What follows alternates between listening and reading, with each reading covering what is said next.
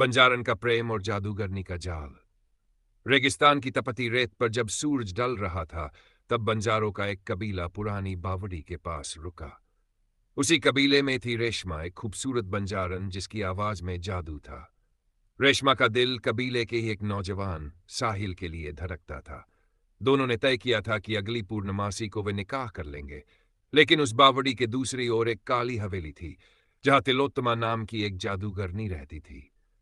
तिलोत्तमा 100 सालों से जिंदा थी और अपनी जवानी को बरकरार रखने के लिए उसे हर पूर्णमासी को एक जवान लड़के की बलि देनी होती थी।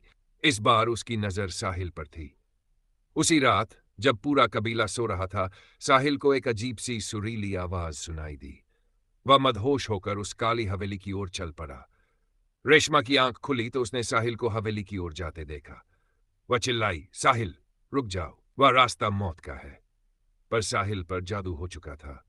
वह हवेली के अंदर चला गया और भारी दरवाजा अपने आप बंद हो गया। रेशमा ने हवेली के दरवाजे को पीटा, पर अंदर से सिर्फ तिलोत्तमा की भयानक हंसी सुनाई दी।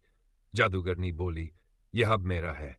अगर इसे बचाना चाहती है तो कल रात तक तुझे वह जादुई आईना लाना होगा जो इस रेगिस्तान की सबसे पुरानी कब्र में दफन है। अगर नहीं लाई तो साहिल का शरीर मेरा होगा और उसकी रूह हमेशा के लिए मेरी गुलाम। रेशमा जानती थी कि वह कब्र शापित है, लेकिन अपने प्रेम के लिए उसने मौत के सफर पर निकलने का फैसला किया। हाथ में कबीले का पुराना चिराग लेकर वह अंधेरी रात में उस कब्र की तलाश में निकल पड़ी। उसे नहीं पता था कि जादूगरनी ने उसे आईना लाने नहीं, बल्कि अपनी मौत के पास भेजा है, क्योंकि उस कब्र को खोलने वाला कभी जिंदा वापस नहीं आता। क्या रेशमा उस जादुई आईने को हासिल कर पाएगी, या वह भी उस जादूगरनी के जाल का हिस्सा बन जाएगी?